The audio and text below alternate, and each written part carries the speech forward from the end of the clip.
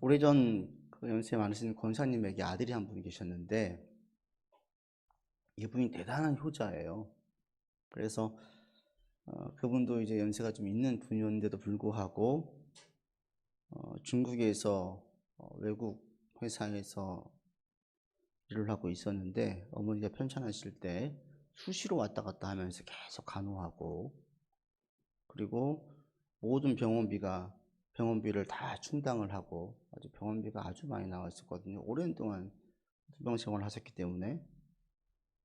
그런 아들을 보고 교역자들끼리도 얘기가 나왔었어요. 대단한 효자다. 근데 신방 갔을 때 그 아드님이 계셔가지고 얘기를 나눌 기회가 있었어요. 들어보니까 아주 자기가 중고등학교 때 집이 대단히 가난했대요. 근데 공부를 곧잘 해가지고 전교에서 손가락 안에 드니까 어머니가 공부를 계속 시켜줬는데 힘든 와중에도 과외를 시켰다라는 거예요. 근데 자기 아버지는 반대했대요. 어머니도 행상으로 일을 하시고 겨우겨우 돈을 벌어가지고 그 비싼 과외비를 내고 나면 모든 다른 생활은 다 스탑해야 되는 거예요. 그래서 아버지는 우리 형편에 무슨 과외냐, 그런데 어머니가 끝까지 고집을 부려가지고 과외를 시켰대요. 그래가지고 한국에서 제일 좋은 대학을 가서 졸업을 하고 이제 잘 취업해가지고 안정적인 삶을 살게 된 겁니다.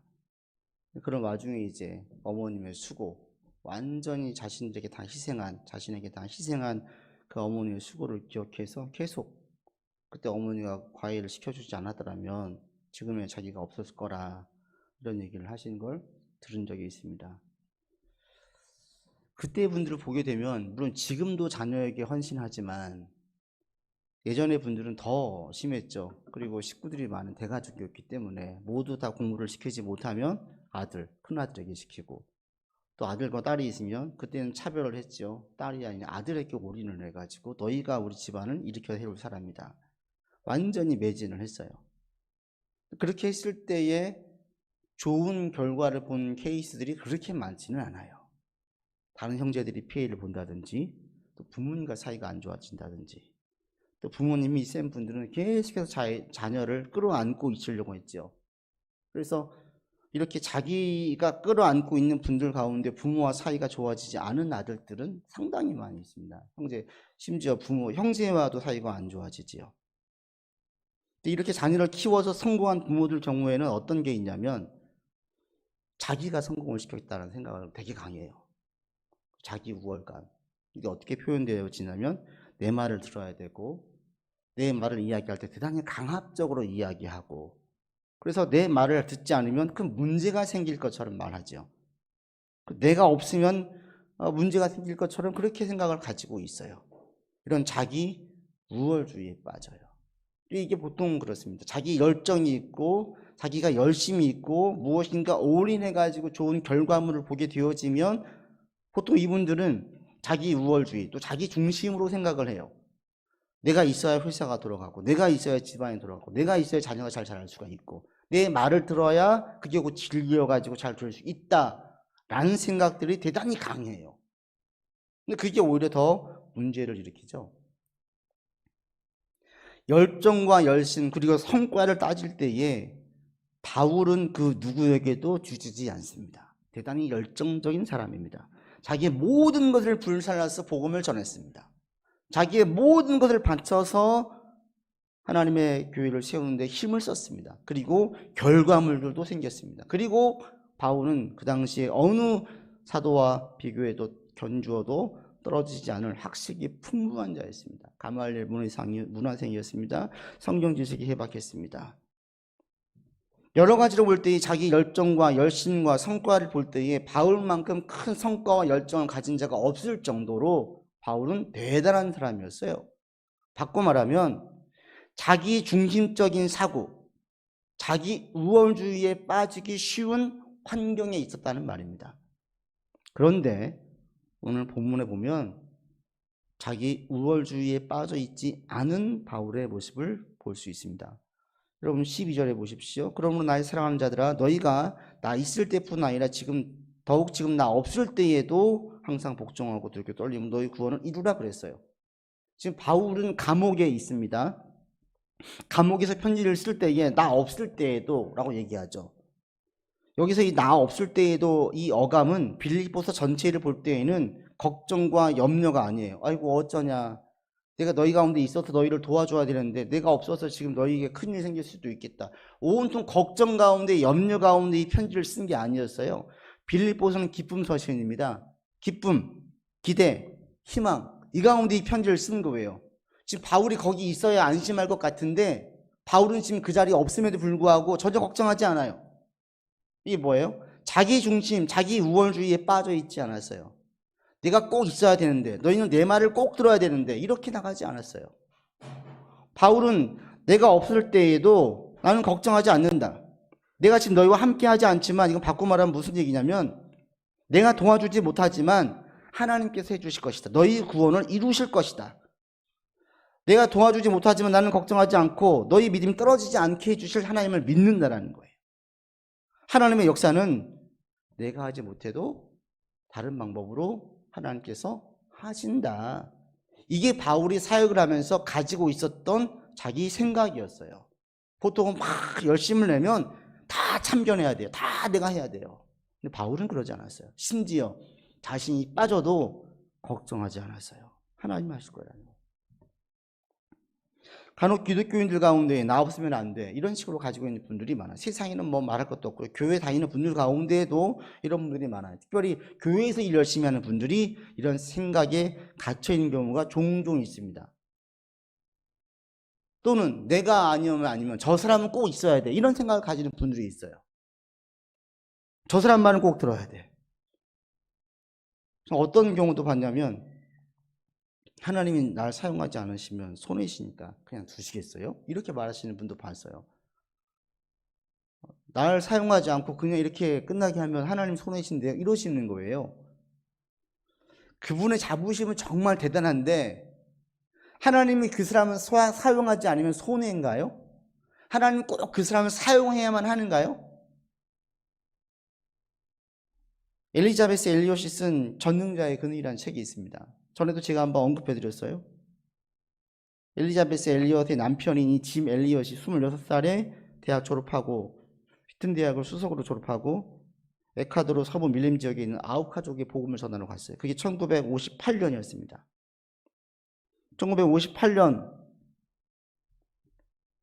1955년이었습니다. 1955년 9월에 선교지에 가고, 그 다음에 1956년 1월에 거기에 있는 원주민들에게 발견되어서 죽임을 당해요. 들어간 지 불과 한 4, 5개월? 한 5개월 만에 죽임을 당한 거예요. 근데 이 글을 보면 짐 엘리엇이 선교사로 나가기 위해서 얼마나 열심히 하고 얼마나 헌신이었는지 그 일기를 보면 다 나와 있어요. 거기 있는 현지 언어를 배우기 위해서 얼마나 고생하면서 오늘 어떤 문법을 배웠고 어떻게 했었고 얼마나 힘들었었고가 다 나와져 있어요. 고생했어요. 선교사로 나가려고 준비했어요. 그리고 4명의 다른 사람들과 함께 거기 에콰도르로 갔습니다. 간지 5개월 만에 죽임을 당한 거예요. 그때 아내인 엘리자베스 엘리엇도 20대의 젊은 사람이었고, 그리고 10개월 된 딸도 하나 있었어요. 그때 이 부인의 심정이 어떻겠어요? 왜요? 왜? 하나님 왜? 지금 남편을 데려가시면 어떻게 해요? 손해 아니에요? 저희 남편이 얼마나 헌신적으로 얼마나 열심히 선교지에 나가려고 준비했었는데 보호해 주셔야죠. 그래서 책 제목이 전능자의 그늘이에요. 전능하신 하나님 미치지 못하는 그늘이 있다라는 거예요. 그렇게 생각을 했어요. 그런데 이걸 1958년도 남편이 죽고 한 2년 후에 썼는데 그 기간에 놀라운 변화가 생겼어요. 에콰도르 거기 아우카족의 사람들이 복음을 받아들이고 모든 사람들이 예수님을 믿게 된 거예요. 남편이 죽었을 당시에는 남편이 아니면 안 돼, 4명의 다른 선교사들이 아니면 안 돼의 심정이 강해서 하나님 왜? 이런 생각이 강했었는데 그들의 죽음이 그들 가운데에 큰 감동을 줬어요. 변화를 일으켰어요. 그 다음에 부인들이 들어가요. 그 선교를 해요. 받아들여요. 큰 변화를 본 다음에 전능자의 그늘로 여겼던 그 부분들이 하나님의 또 새로운 역사의 있음을 보여줘요. 우리는 종종 누군가가 열심을 내고 뭔가를 준비를 하면 저 사람은 꼭 사용되어야 되고 저 사람이 없으면 안 되라는 생각을 가지기가 대단히 쉬워요. 그런데 하나님의 역사를 보면 절대 그렇지 않습니다. 바울의 고백이 똑같아요. 내가 열심을 내어서 빌립보 교회를 세우는데 바울이 온 힘을 다해 세웠지만 자기의 모든 걸 불살라서 희생해서 세웠지만 내가 없어도 너희들은 신앙이 성장할 거야. 내가 없어도 너희들 신앙은 떨어지지 않아. 이게 확신이 있었어요. 바울은 자기 우월주의에 빠지지 않았어요. 여러분들도 절대로 자기 우월주의에 빠지지 않기를 바랍니다. 그리스도인들은 자기 우월감에 빠지지 않는 사람들입니다. 왜? 세계의 역사, 하나님의 역사는 어떤 사람을 통해서 일어나지 않아요. 특정한 사람을 통해서 일어나지 않아요. 특정한 어떤 사람들을 통해서 일어나지 않아요. 세상에서 뛰어난 누군가를 통하여서 하나님의 일이 일어나지 않아요. 그러니까 나 중심으로 돌아가지 않고 사람 중심으로 돌아가지 않고 누군가를 중심으로 돌아가지가 않아요. 이거 우리는 분명히 알고 있기 때문에 절대로 우리는 자기 우월감에 빠질 수가 없어요. 자, 모두 다 내 편에 서 내가 진리야. 그렇지 않아요. 모든 그리스도인 다 뭐라고 말합니까? 모두가 다 하나님 편에 서 거기가 진리라는 거예요. 나 따라오지 마. 하나님 따라와. 이거예요. 누군가를 따르다가 그 사람이 하나님 편에서 벗어나면 그 사람 따르면 안 되는 거죠. 이게 우리 그리스도인들입니다. 그래서 그리스도인들은 함께 연합하고 존중해주고 같이 일을 하지만 그 중심에 뭐가 있어요? 절대 사람 중심으로 가지 않아요. 철저하게 하나님 중심으로 가요. 여러분도 마찬가지입니다. 절대 자기 우월감에 빠지지 않기를 바라요. 내가 무엇인가 열심을 내고 헌신하고 결과가 보이면 나의 말에 힘이 생기고 내 모든 말을 다 해야 된다고 생각을 해요. 그러면 그게 곧 교만이 되어집니다. 교만의 첫 사인이 뭔지 아십니까? 내가 말할 때 듣지 않으면 불쾌해요. 저 사람이 내 말을 지금 무시하나? 이런 생각이 들어요. 먼저 왜 듣지 않는지 어떤 이유가 있는지를 따져보지 않고 불쾌한 마음이 먼저 들어요. 점점 자기 우월감에 빠지는 거예요. 이게 이제 심해지고 강해지면 상대에 대한 정죄와 판단으로 갑니다. 혹시 자기 우월감에 빠져있는 분이 있다면 왜 저 사람은 내 말을 듣지 않을까? 왜 내 얘기대로 가지 않을까? 이게 강하다면 우리 자신들을 한번 더 돌아보고 살필 수 있기를 바랍니다. 자기 우월감에 빠지지 않는 사람들은 자신에게 주어진 일을 감당할 때에 그래서 감사함으로 해요. 감사함으로. 여러분 지금 일을 하실 때에 감사하십니까? 무엇인가 할 때 감사한 마음으로 하고 계십니까? 바울은 갖은 고생을 했었고요. 많은 힘듦이 있었지만 그의 그 밑바닥에는 항상 감사가 있었어요. 왜요? 하나님이 나 같은 사람을 사용하신다는 거예요. 교인 중에 괴수라고 자기를 표현할 정도로 바울은 자신의 참혹한 실체를 알았어요. 그리스도인을 죽이는 데 앞장섰습니다. 이런 자신을 사용해서 사도로 쓰고 계세요. 이 실체를 알고 있는 바울은 늘 감사했어요. 나 쓰시지 않아도 다른 사람을 통해서 하나님 일하실 수 있는데 나를 사용하신다는 사실에 감사했어요. 우리도 마찬가지입니다. 우리가 무엇인가 영적인 일에 관련된 일을 하고 있다. 이것도 어마어마한 감사할 일이죠. 대단히 감사할 일입니다. 근데 교회 일만 하나님의 일이라고 제가 분명히 말씀드리지 않았습니다. 계속 말씀드렸어요. 교회 일이 아니어도 우리가 하고 있는 모든 일들은 다 하나님의 일입니다. 여러분 직장에서, 가정에서, 사회에서 하는 일들이 하나님께서 선하게 여기시는 결과물을 위해서 내가 하는 수고라면 가정을 세우고 나를 세우고 또 다른 사람을 세우고 다른 사람의 영혼을 도와주고 공동체를 세우는 데에 내가 힘을 쓰고 수고하고 있다면 그 모든 일들이 하나님의 일이에요.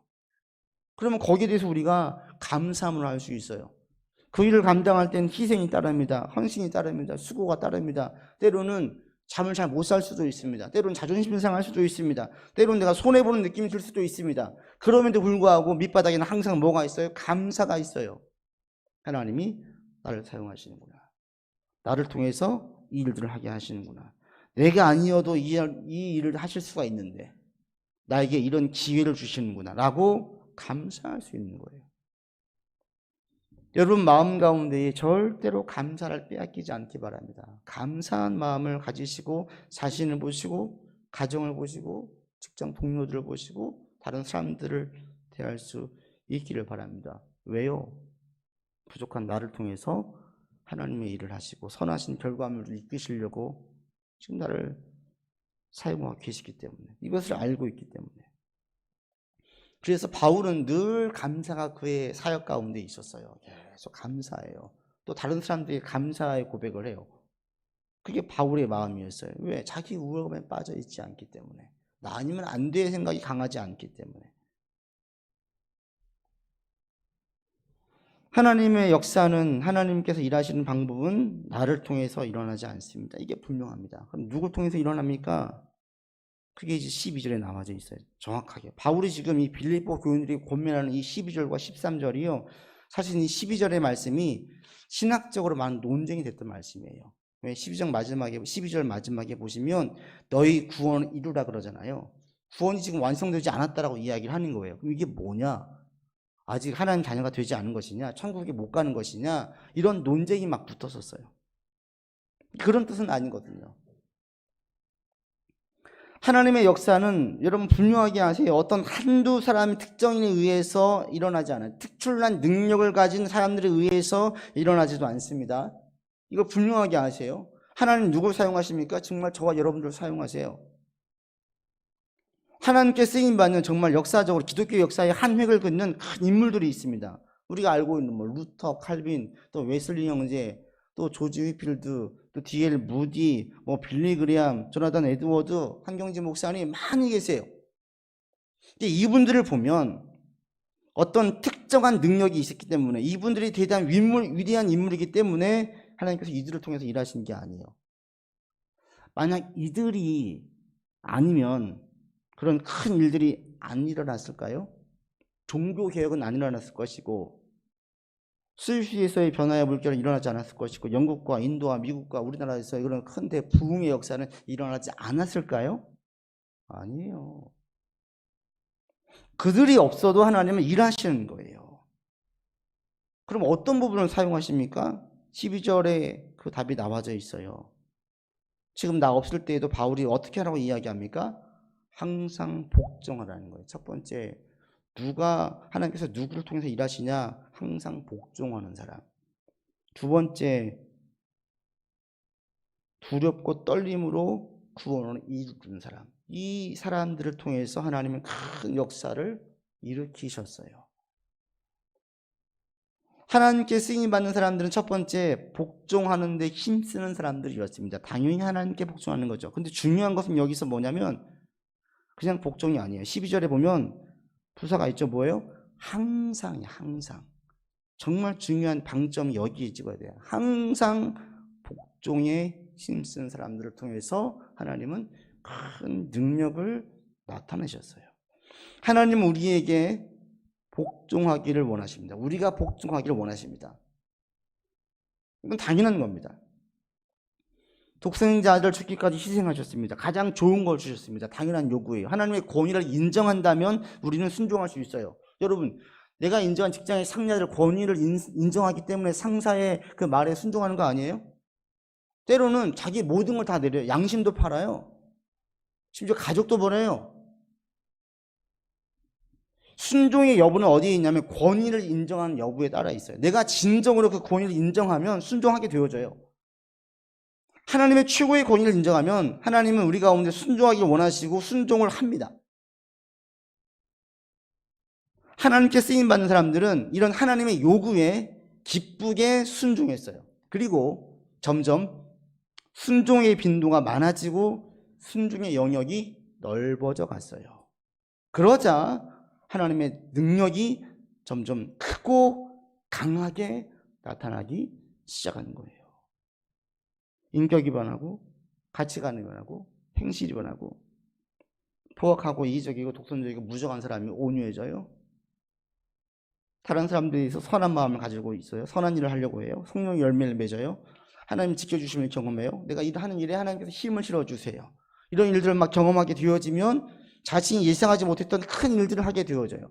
이들이 한 것은 뭐냐면 오직 하나님께 순종하려고 애를 썼던 것입니다. 여러분, 루터를 보십시오. 루터가 종교개혁을 일으켰습니다. 근데 루터는 종교개혁을 일으키려고 마음을 먹었던 사람입니까? 애초에 그런 마음이 없었어요. 루터가 한 일들은 딱 한 가지예요.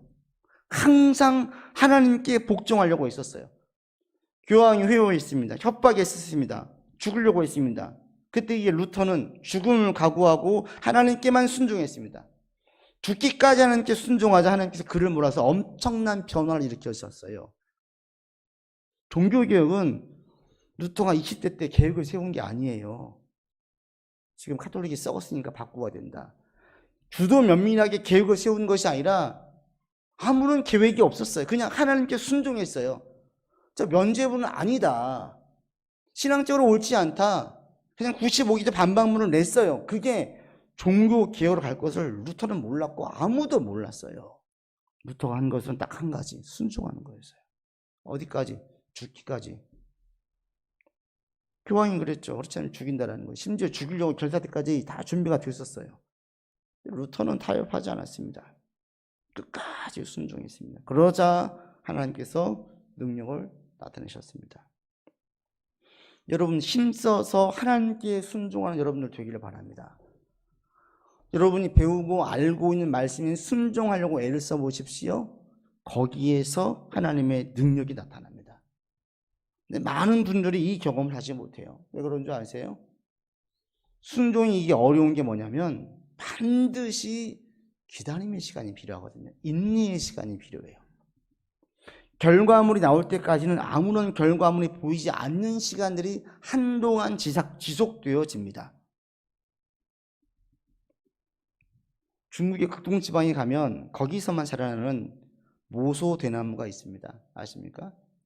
이 지방 농부들이 씨를 뿌리고 정성껏 키우는데 이 모소대나무는요 4년 동안 딱 3cm 자란대요. 3cm. 농부들이 관심을 두고 4년 동안 열심히 키우는데 이 모소대나무는 딱 4년 동안에 3cm밖에 안 자라요. 그러니까 다른 지역에 있는 사람들이 볼 때에는 이해가 가지 않는 거예요. 대나무라고 심었는데 4년 동안 달랑 3cm 자란 저걸 가지고 대나무로 볼 수 있겠는가? 놀라운 것은 5년째 되는 해부터 하루에 30cm씩 자란답니다. 30cm. 그리고 6주 만에 15m까지 자란대요. 15m. 하루에 30cm씩 쭉쭉쭉 자라는데 이게 6주 동안 계속 자라가지고 6주 전에 3cm를 기억했던 사람들이 6주 후에 와서 보면 깜짝 놀라요. 벌써 이미 울창한 대나무 숲이 되어져 있는 거예요. 이 모소 대나무 특징이 뭐냐면 순을 내리기 전에 뿌리가 땅속으로 계속 뻗어나간대요. 4년 동안은. 지상으로는 보이지 않아요. 딱 3cm만 보이고 나머지는 이 계속 땅속으로 뿌리가 뻗어나간대요. 4년간 계속. 지상으로는 안 올라가요. 그리고 4년이 끝나고 5년째가 되어지면 그때부터 영양분을 빨아들이기 시작하는데 그게 순식간에 키가 쑥쑥쑥 자란다는 거예요. 근데 이걸 보면 이게 곧 하나님의 역사라는 생각이 들어요. 하나님 말씀이 이게 씨예요. 말씀이 다 씨예요. 생명의 씨예요. 우리에게 뿌려졌어요. 내가 품었어요. 내 마음에 씨를 뿌렸어요. 거름 줘요. 물 줘요. 가꿔요. 그리고 여러 가지 잡초들, 가시나무 다 제거해요. 근데 왜 안 자라요? 어떤 분들은 3cm 달랑 요만큼 자라요. 그렇게 열심을 했어요. 희생을 했어요. 결과물이 안 보여요. 어떤 분은 1년, 2년, 3년, 4년 가요. 어떻게 했습니까? 인내가 필요한 거예요. 인내가. 낙담하고 포기해버리면 안 되는 것 같은데 여러분들이 한 가지만 하시면 돼요. 결과물이 보이지 않아도 하나님의 길에서 벗어나지만 마세요. 하나님께서 옳게 여기신다면 그냥 그 길에서만 계속 걸어가세요. 결과물이 안 보여도. 계속 걸어가다 보면 모소 대나무가 5년 차에 하루에 30cm씩 자라는 것처럼 어느 날 하나님께서 기름 부어주시고 축복을 하시는데 여러분이 예상하지 못한 방법으로 내가 생각한 그 이상으로 하나님께서 복을 주세요. 한참 지난 다음에 보면 어느 날 문득 내게 주신 복을 여러분 깨닫게 될 것입니다. 내게 주신 변화가 내 안에 일어난 변화들을 보게 될 것입니다. 그리고 우리가 할 게 뭐예요? 정말 미련할 정도로 그냥 고지식하게 진득하게 순종하면 돼요. 순종하면. 모소 대나무에 4년간 계속 물 주고 관리했던 농부들처럼 이 말씀에 씨는 이 생명들은 여기엔 전부 다 이게 말씀이 이게 씨거든요. 생명의 씨예요. 이거는 하자가 없어요. 우리에게 필요한 것은 인내하고 기다리기만 하면 돼요. 그러면 결과물들을 보게 만듭니다. 하나님의 길에서 벗어나지 않고 계속 그 길만 가다 보면 결실이 안 보이도 아무리 최선을 다해도 겨우 3cm만한 성과만 있어도 그것은 결코 3cm의 역사가 있는 게 아니에요. 여러분 눈에 보이지 않는 땅 속에서 계속 하나님의 역사가 지금 진행되어지고 있어요. 얘가 미치지 않는 다른 사람들에게, 환경들에게 하나님 계속 역사를 하고 계세요. 그래서 어느 날 내 눈에 쭉쭉쭉 자라나게 만드시는 하나님의 역사를 보게 만드실 때가 옵니다. 한순간에 한순간에. 하나님의 심판이 한순간에 임하듯이 하나님의 축복도 한순간에 확 바뀌어져요. 감옥에 있던 요셉이 한순간에 애굽의 총리가 되어지듯이 어느 날 불현듯 갑작스럽게 하나님께서 우리를 들어 쓰시는 경우를 볼 수 있고 하나님의 큰 능력이 일어나는 것을 보게 만듭니다. 또 우리가 할 게 뭐예요? 힘써 복종하세요. 하나님께 복종하세요. 할 수 있으면 항상 복종하세요. 여러분이 복종하여서 여러분 삶에서 하나님의 능력들, 말씀이 나를 지배하고 말씀이 나를 통제하고 말씀이 나를 밀어내는, 막 밀어주는 이런 일들이 있기를 바랍니다. 그래서 여러분 순종하는 영역들이 점점 늘어나기를 바라요. 순종하는 영역들이. 순종하는 횟수들이 점점 많아지기를 바랍니다. 에이 몰라 이게 아니라 계속 그냥 가는 거예요. 그리고 한 가지 순종이 있었는데 그 순종이 2가지로 3가지로 4가지로 점점 늘어나는 거예요. 여러분 생각에서도 하나님의 말씀에 순종해 보십시오. 여러분 인격의 변화가 일어날 겁니다. 여러분 언어에서도 하나님의 말씀에 순종해 보십시오. 일을 할 때에도 하나님의 말씀에 순종해 보십시오. 다른 사람을 대할 때에도, 자녀를 대할 때에도, 가정을, 식구를 대할 때에도, 동료를 대할 때에도, 일을 전행할 때에도 모든 부분에서 하나님께 순종하려고 해보십시오. 그러면 하나님의 역사가 어느 순간 이게 눈덩이가 막 불어나듯이 불어나요. 하나님께 쓰임받는 사람들은 큰 능력, 역사가 있었던 사람들, 앞서 언급한 위대한 인물들은 전부 다 한 가지 공통점이 있었는데 그게 뭐냐? 복종하는 사람이었어요. 그리고 힘써서 항상 복종하려고 했던 사람들이었어요. 여러분은 결단하십시오. 하나님께 복종하려고. 하나님, 제가 점점 복종하는 영역을 넓히겠습니다. 넓히세요. 횟수를 늘리세요. 그러면 그만큼 하나님의 능력을 보게 될 것입니다. 또한 하나님께 쓰임받은 사람의 특징이 있습니다. 그 사람들은 두렵고 떨림으로 그들의 구원을 이룬 사람들입니다. 구원은, 바울이 여기서 말하는 구원이라는 것은 단순히 천국 가는 하나님의 자녀가 되는 것을 의미하지 않았어요. 여기서 말하는 구원은 훨씬 포괄적인 의미의 구원이었습니다. 뭐냐면 이 땅에서 하나님의 나라가 임하는 삶을 산 것까지를 구원으로 봤어요. 구원이란 뭐냐? 하나님의 나라가 임하는 거예요. 하나님의 자녀로서 지금 이 땅에서 누리면서 사는 거예요. 하나님의 영광을 나타내는 삶을 사는 거예요. 이게 바로 지금 본문에서 말하고 있는 구원이었습니다.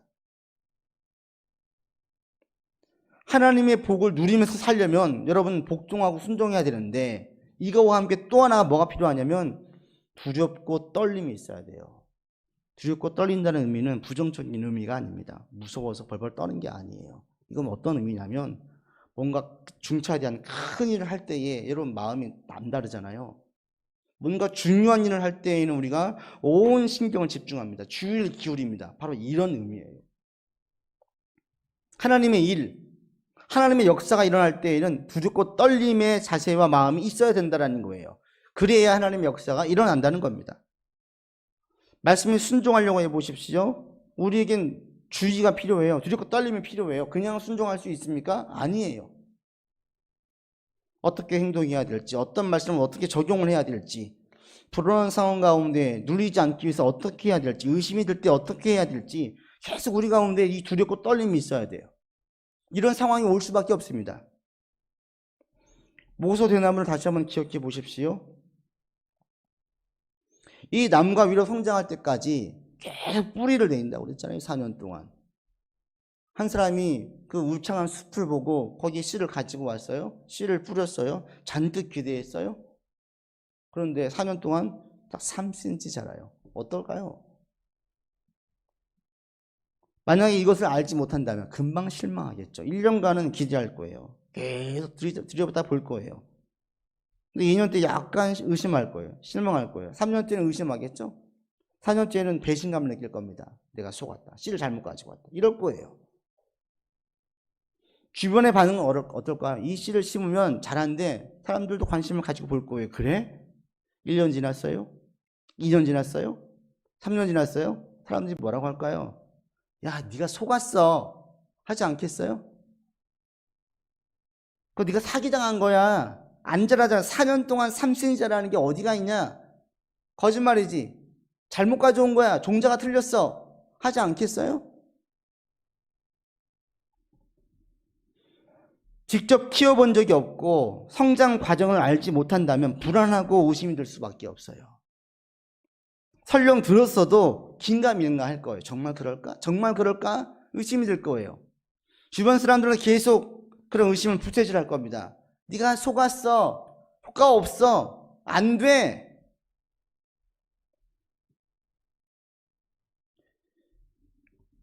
주변에서의 핀잔과 비웃음과 그리고 무관심이 계속될 겁니다. 이럴 때 어떻게 해야 돼요? 두렵고 떨림이 있어야 되는 거예요. 복음의 씨는 살아있습니다. 뿌렸습니다. 이게 자신에게, 가정에게, 또 여러 가지 일들에게 능력이 나타납니다. 이건 간증이 넘쳐나요. 말씀에 순종해 있을 때에 하나님의 역사를 본 사람들이 너무 많아요. 살아계세요. 그런데 내가 복음에 순종하고 내 삶의 순종에서 역사가 일어나는 것은 별개예요. 부모님의 신앙이 좋은 분을 본 사람들 그나마 어떤 도전을 가지고 있고 샘플을 봤기 때문에 조금 더 쉽게 포기하잖아요.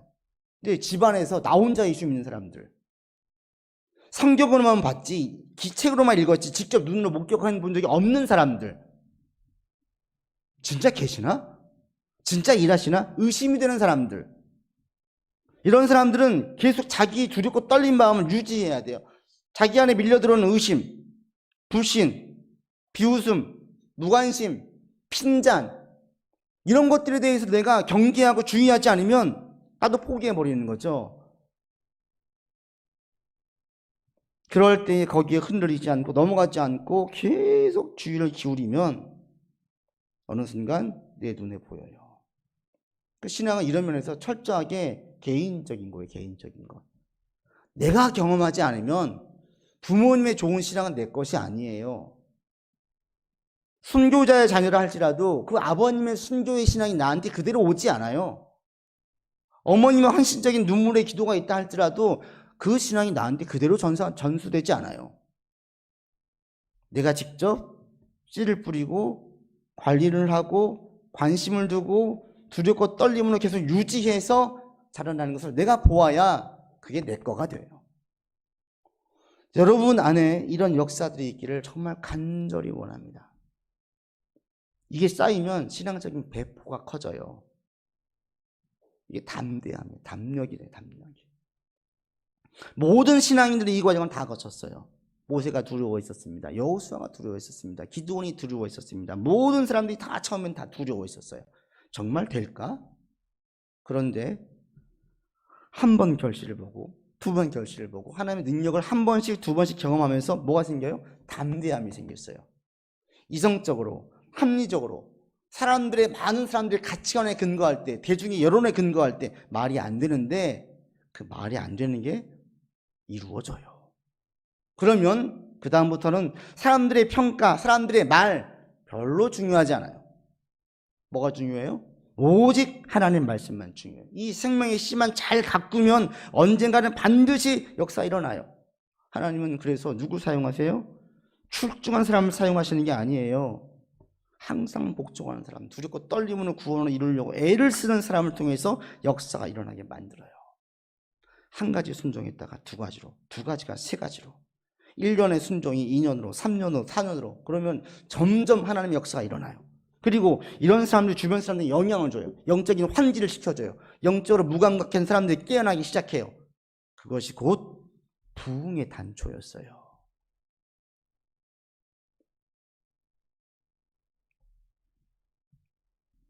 여러분이 지금 있는 자리에서 두렵고 떨림으로 순종할 수 있기를 바랍니다. 말씀은 실체입니다. 실제 일어납니다. 여러분이 두렵고 떨림으로 순종하면서 나아가면 하나님은 평범한 우리, 부족한 우리, 죄인된 우리를 사용하셔서 하나님의 능력을 드러내시고 영광이 드러나는 삶을 살게 하십니다. 여러분 지금 결과물 없으세요? 절대 낙심하지 마세요. 하나님은 낙심 우리 가운데 주지 않습니다. 낙심은 사탄이 주는 거예요. 두렵게 합니까? 의기소침하게 합니까? 이거 하나님께서 주시는 마음이 아니에요. 이 마음을 철저하게 밀어내세요. 그리고 다시 한번 준비하시고 무장하세요. 담대함으로, 확신으로. 지금 계속 보이지 않는 가운데 뿌리를 내리고 있다. 때가 되면 하나님께서 나를 자라게 하실 것이다. 이 믿음과 확신으로 여러분 이번 한 주도 말씀 안에서 살아가시고 승리하시는 주의 자녀들 되기를 바랍니다. 기도합시다. 아버지 하나님, 우리가 항상 순종하기를 원합니다. 두렵고 떨림으로 우리의 구원을 이루어 가기를 원합니다. 결과물이 보이지 않아도 낙심하지 않게 하시고, 힘들고 어려워도, 때로는 자존심이 상해도, 때로는 내가 아프고 고통 가운데 있어도 낙심하지 말고 계속해서 믿음의 길을 걸어갈 수 있게 하여 주시옵소서. 주변에서 핀잔과 비웃음과 무시가 있다 할지라도 우리가 거기에 미혹당하지 않기를 원합니다. 단단히 말씀만을 붙들고 나아가 주님께서 이루어주신 결과물들을 함께 볼 수 있게 허락하여 주시옵소서.